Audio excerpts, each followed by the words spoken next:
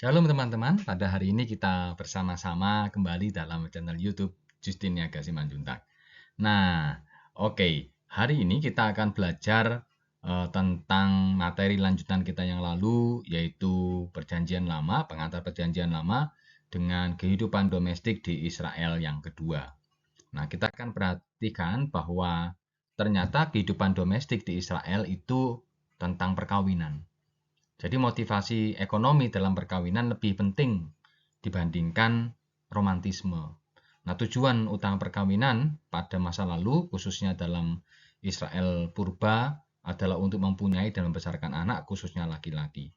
Nah, di Israel, selibat atau tidak menikah dianggap penghinaan. Kalau kita bisa lihat, bandingkan Yesaya 4 ayat 1. Dalam PL hanya Yeremia yang diperintahkan Tuhan untuk tidak menikah. Nah, dengan mematuhi larangan ini, Yeremia menubuatkan kematian dan kehancuran yang akan dihadapi oleh Yehuda. Nah, sebagaimana masyarakat patriarkal, wanita adalah subordinat, jadi ada di bawah begitu ya. Nah, para istri memanggil suaminya dengan sebutan Baal atau Adon, sang majikan atau tuan atau Ndoro, begitu ya. Kalau kita mau lihat dalam Hosea 2 ayat yang ke-15. Maka pada waktu itu demikianlah firman Tuhan, engkau akan memanggil aku suamiku isi dan tidak lagi memanggil aku Baalku, Baali. Nah, ini teman-teman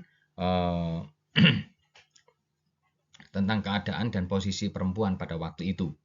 Nah, dengan pengertian ini pula bahwa kita bisa merasakan betapa cinta Uria pada Betseba dalam 2 Samuel 11 ayat 26 ketika didengar istri Isah Uria, begitu ya, bahwa Uria suaminya Ba'lah sudah mati, maka merataplah ia karena kematian suaminya itu. Nah, ini teman-teman. Jadi di waktu itu istri itu Isah, begitu ya, bahwa Uria suami Ba'lah. Nah, begitu ya. Jadi Isa dan Ba'lah. Jadi tanpa Isa, Ba'lah juga tidak ada artinya apa-apa. Nah, tampaknya sang suami menyebut istrinya sebagai isti, yang istriku, yang merupakan pasangan kata isi suamiku. Nah, tahap pertama sebelum pernikahan adalah pertunangan, di mana janji nikah tersebut sama mengikatnya dengan pernikahan itu sendiri. Nah, beberapa teks memperlakukan pernikahan dan pertunangan sebagai hal yang hampir sama, begitu ya, dalam tradisi Israel purba. Nah, meski demikian, hubungan seks sebelum nikah sangat tabu karena calon perempuan tidak boleh dilihat suami sebelum masuk kamar pengantin.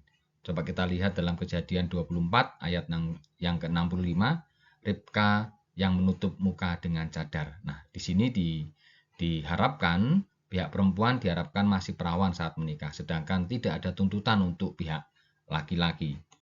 Nah, perkawinan diatur oleh orang tua. Nah, sebagaimana Hagar mengatur perkawinan anaknya Ismail dengan perempuan Mesir, Kejadian 21 ayat 21. Nah, Abraham mengatur perkawinan Ishak dengan kerabatnya di Aram Naharin, Kejadian 24. Meski tidak selalu begitu ya, kita mau lihat Esau dan Samson memilih sendiri istri-istri mereka. Oke, kita mau lebih tahu lebih dalam tentang kisah-kisah domestik Israel purba, maka mari kita belajar tentang mata kuliah ini. Mari dan kita bersama-sama menikmati dalam kelas-kelas kita. Jangan lupa kita ikut kelas kita dan lihatlah dan nikmati perjalanan kehidupan domestik Israel. Terima kasih, Tuhan memberkati.